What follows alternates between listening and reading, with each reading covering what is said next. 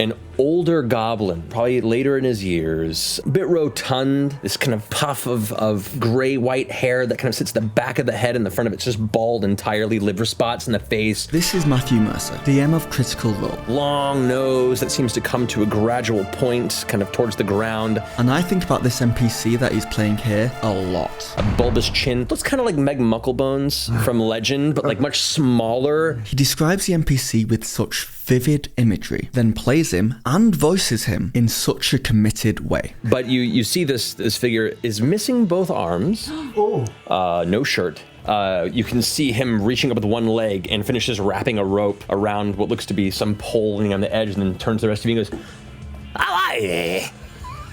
You come to do business, ain't I?"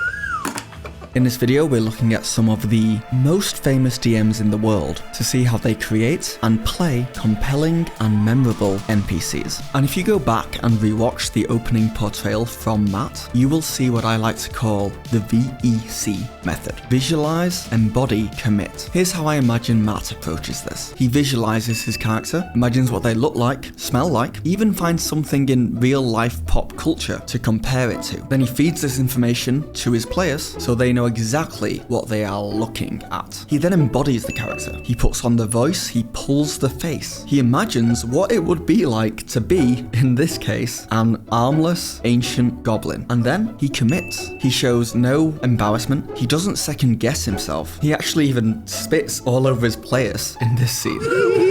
My face is covered in spittle.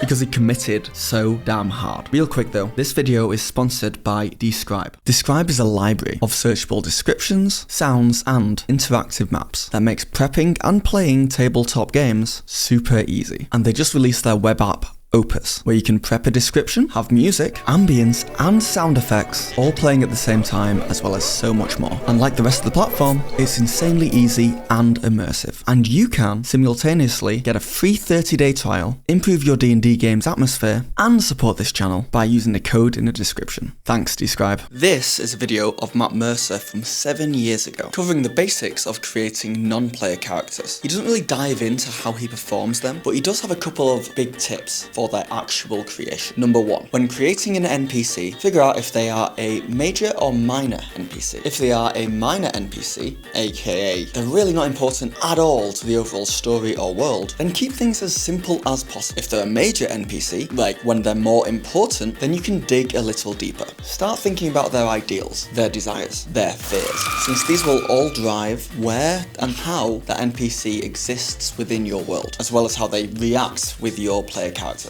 Number 2, figure out what the NPC would make of your player characters. Would they like them? Would they hate them? Would they be friends, allies, enemies? How would they react to each individual player character? And if this is a character that even on an off chance might reappear later down the line in this campaign, if the players will bump into them again, then make sure to note down where their relationship is at with the players when they end the encounter. Just so when the players do bump back into this NPC in 2 years' time, you'll know exactly how they will react. Number 3, if the NPC could potentially join the party in battle, or even battle against the party, hey, your players are wildcards, who knows what they'll do. Matt recommends making a combat sheet for the NPC. Obviously, this is still for major NPCs, and it's just a reference for how and what that NPC could do in battle. A bit like a monster stat block. And even if it never comes into play and you don't use it for that NPC, you can use it for a different NPC potentially later down the line, so recycle it. And number 4, Matt also recommends keep notes of how NPCs sound and talk. Just a really quick description in the margins of your notes saying that they have a loud, shrill voice, or a low, gravelly voice, or you used this accent. It will make coming back to an NPC and slipping back into character so much more easy. Let's zoom out a little from Matt Mercer and take a quick look at Brennan Lee Mulligan. In this first episode of Dungeons and Drag Queens from Dimension 20, Brennan is describing an NPC called Alvin. To your other side is Lieutenant Alvin, who is a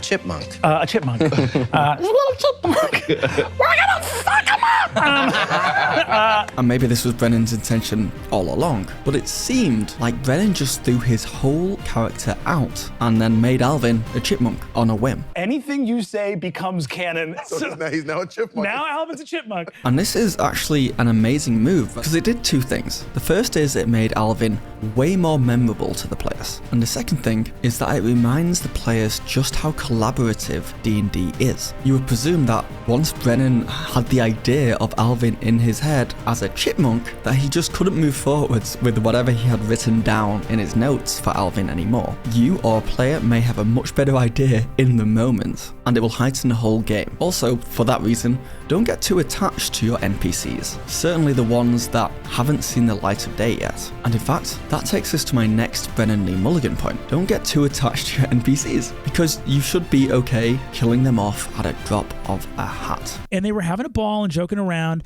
and I had them go off into the forest a little bit, and they'd met this old witch named Rose, who had been very sweet and motherly, and they left. They came back to town successful, having beat these goblins, and were being glib. Yeah. I think it was John Wolfe's barbarian, went up into a tree and looked and saw Rose hanging from her witch's tree. Oh my God. Every face went to stone, and I watched people get the power of this game for the first time and go like, we're going to make them pay for what they did. Brennan's not afraid to kill off his NPCs to get an emotional reaction or spur on action from his player characters. Okay, let's move things along now and talk about how Abria Iyengar creates and plays her NPCs. And you know, I watched a couple of different actual plays from Abria, and it became pretty clear pretty fast that she actually plays quite adversarial NPCs. In fact, when Abria DM'd for Critical Role, she got a lot of flack from the fanbase for having social encounters that didn't actually lead anywhere. In episode 1 of Exandria Unlimited, the players try to sneak onto a ship when Abria places an NPC in their way as a punishment for a bad roll from Matt. An elven man kind of looks over at you and is like, what are you doing?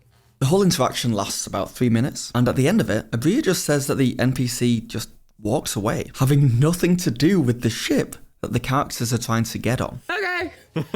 And he just like turns and walks away, and he moves off the dock, and you see him going down like 3 docks down to like a completely different ship. He had nothing to do with anything happening over here. This NPC wasn't important in the grand scheme of things, and he didn't push the plot forwards in any way. The NPC was just there as an obstacle between the players and their goals. And Abria does this a lot. Even important NPCs to her stories kind of end up being jerks, putting almost unnecessary roadblocks in the way of the story moving forwards. Now don't get me wrong, I think Abria is a great DM, one of the best in the world. I think the feelings she evokes and her creativity are unmatched in this space. But the way she plays NPCs has tended to irk a lot of people. Why play so many unlikable and often pointless NPCs in what should be an upbeat, role-playing, story-driven viewing experience? And that's when I realized people don't like watching these NPCs, but they do like playing against them. This is one of those moments where what works on an actual play doesn't work at your home game, and vice versa. When we take how Abria runs NPCs and place them in a home game, it starts to make a lot more sense. And you can see this from the reaction of the players at the tables in her actual plays. While viewers may be annoyed, these combative, pointless NPCs serve a purpose to the players. And that purpose is to get the players thinking, talking, and role-playing. For Abria, every social encounter is a mini puzzle that the players have to work together to solve. It gets Ashley doing this hilarious accent. I've been on a ship with him before. He's a real priest. What is this accent? He's kept us alive. Many times I almost died if it wasn't for him. It's a good accent. Which ship are you going onto? Or having unlikable NPCs saying outrageous things leads to moments like this in Dimension 20. So you're all namps. Well, you were. Now you're wizards. Namp is the better word? That's my thought as well.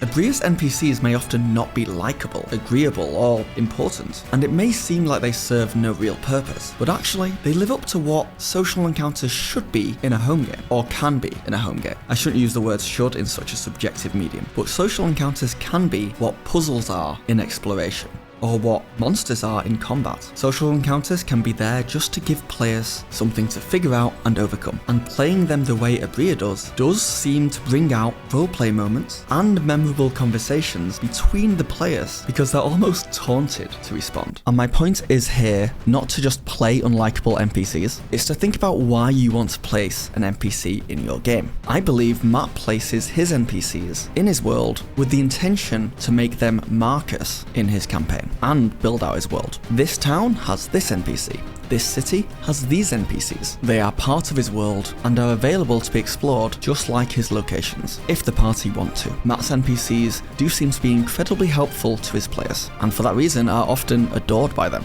Brennan's NPCs are also often incredibly helpful, and Brennan actually uses his NPCs to convey a lot of information to the players, to the point where maybe sometimes the exposition is a little too much. In Mentopolis, Hank Green's character, The Fix, even makes fun of this by being surprised at how much information NPCs are just freely giving out, like private information. Entertainment value is also incredibly important to Brennan, with his NPCs often veering more to the humorous side. Abria's NPCs are not helpful, they're not likable. They can be funny, but they're almost always not on the side of the players. But they promote teamwork, problem solving, and roleplay from the entire group rather than just an individual. When Matt and Brennan play an NPC, in my observations at least, they tend to go for more of a one-on-one chat with an individual player or two players. The other players are there, they chime in from time to time, and sometimes the focus will shift, but the way Abria runs an NPC more often than not leads to a big group discussion, with all players chiming in and talking to each other. Y'all can't call each other mom. You're wizards. You can't call me a mom. Yeah, honestly, let's take it back. We're fucking moms. And obviously, you know, these observations, not always the case, and each of these DMs probably creates a wide array of NPCs for different reasons. But the real point is, they always create an NPC to affect players. They're there to help them, be an obstacle for them, or sometimes they're just there to make them laugh. Anyway, for more DM tips like the ones in this video, check out this video next. Thanks for watching.